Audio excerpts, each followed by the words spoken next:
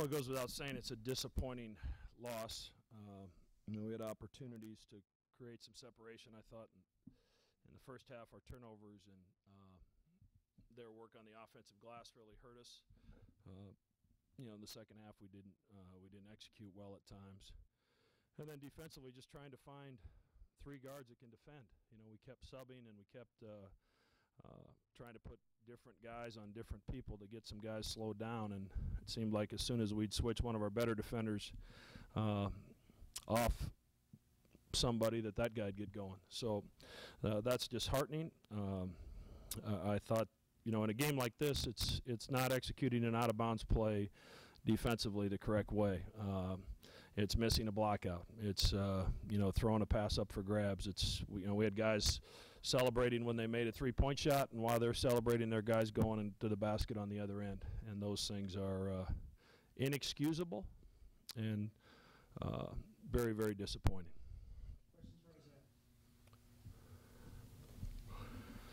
Is there what they're doing offensively that, like Coach said, you were having a little trouble guarding on the wing? They weren't doing anything complicated. We've gone over it the past couple of days in practice. We just didn't execute, and they did a better job executing their offense. Is it a little tougher, once they kind of get going to get them slowed down? Yeah, because you don't want to let somebody get started to begin with. And, Carter did a good job. He hit a couple early in the first half, and that got him rolling. And then all of a sudden, Bright decided that he was going to join in on the scoring. So I definitely think it's tough to stop somebody once you let them get going.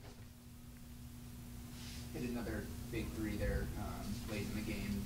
Something that you've been doing throughout the season. Is that something that you really take pride in? You want the ball in your hands in those moments? I do, but obviously it doesn't matter tonight.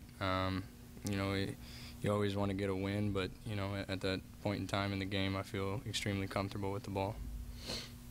Can you talk a little bit about your backcourt mate, Austin Chapman, the way he's been playing? As far as Big East honors preseason, there's 9 guards listed. He's not one of them. That's hard to believe the way he plays out there. Well, Chat's been a warrior, and I continue to say it. He's our leader, but people haven't seen this side of Austin Chapman for the past years because of the great 4 people that we lost this year. But I think Chat's done a great job, and I think Chat is one of those elite guards in this conference.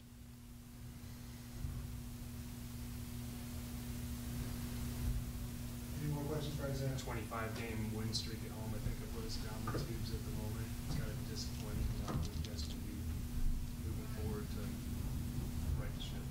Well, we got to look, watch the film. We got to start with that.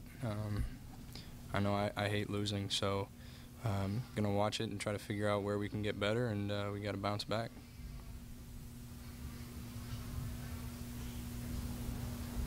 Any other questions for Isaiah?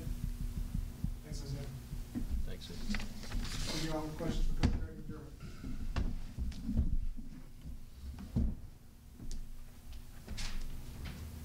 I guess would you answer the same question I gave him about Austin's play? I think Isaiah described it best. He's been a warrior for us. He's been unbelievably consistent, and we hardly are able to get him off the floor.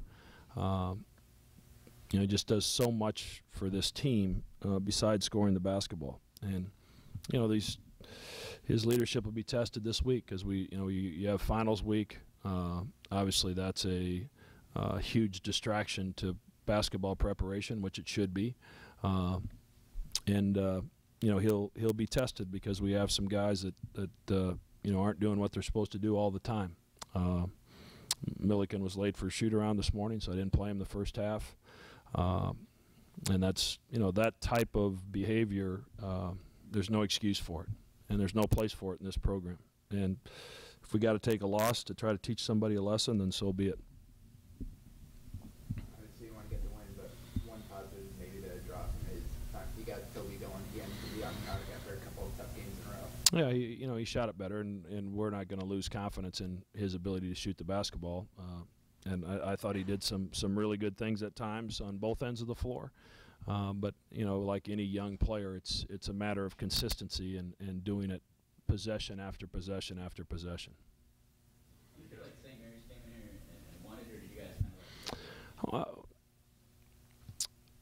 we had the 9-point lead when they took the timeout, and that's an opportunity for us to create separation. But they're two guards, get 19 and 17 and make 7 out of 16 threes. They made 8 out of 15 threes and scored 19 and 22. I was looking at the wrong line.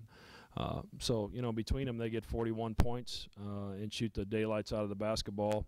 Obviously, our game plan was to slow down Waldo. He's such a big part of their offense. I thought for the most part we did a good job of that. He was able to create some baskets for people when we were a little bit slow to recover out of some of the double teams.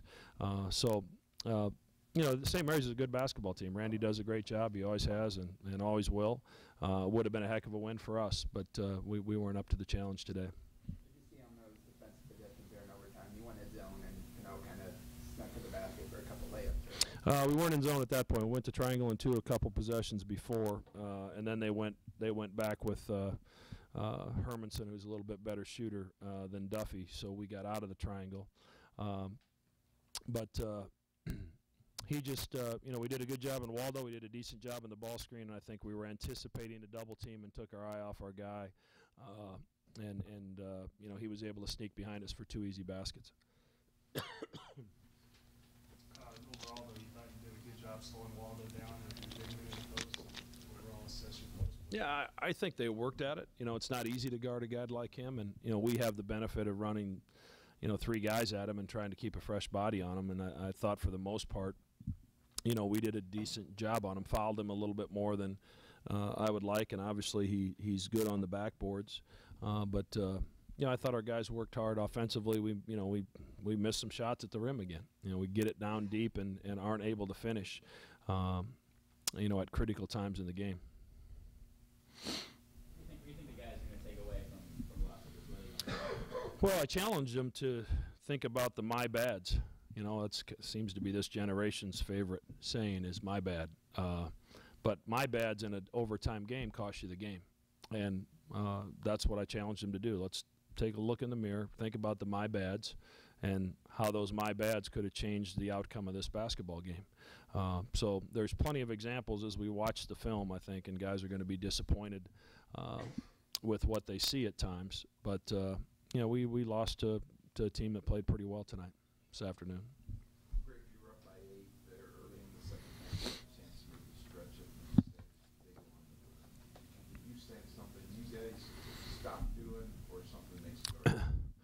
Well, I think the first one was on an offensive rebound. We got a stop, and it was an offensive rebound and one. I got it to 37-31. Then we turned it over, and they scored a 3 in transition. So, that takes it from 8 to 3 to a 1-possession game. So you give up an offensive rebound, you turn it over, and that leads to a transition basket, and then it was on. So, and then we went on a long streak. I think 3, 4, 5, 6, 7, 8. We went 9 possessions in a row without scoring after going up 37 to 29. And those kind of lulls have been. They've been a killer for us all season, and we have to look at that and see, all right, did we get a good shot? Are we getting the ball where we need to get it? And that's what we have to evaluate. When you guys go on those goals, it seems that at times the guys, I don't know if say too patient, but they turn down all of those at times too. It's like a confidence issue.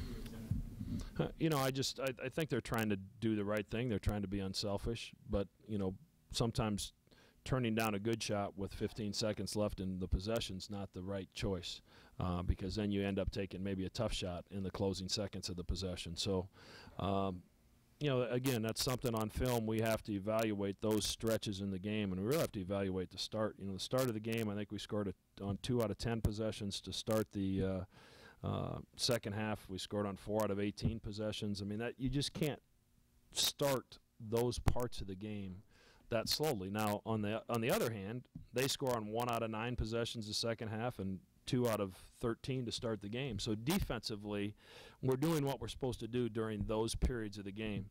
But offensively, I don't feel like we are the aggressor outside of Austin, and that's something we have to try to change. And if we have to maneuver our starting lineup and keep looking for the right lineup, I don't know. We went with Z today just because Devin didn't practice yesterday with the injury, and we weren't sure that he was going to be able to go today. so we decided to go with Isaiah. But we had some turnovers early in both halves, and that's something we have to try to eliminate. James not playing in the first half. He was late for shoot around this morning. Any other questions? Any word from Doug on how the surgery went? Surgery went great. I think he'll be out 4 to 6 weeks. But it was, they tried to do everything they could to avoid having it scoped to see if it would heal without surgery. But I think he was, when I talked to him last night, he was anxious to get that put behind him and at least start the road to recovery. So appreciate you asking.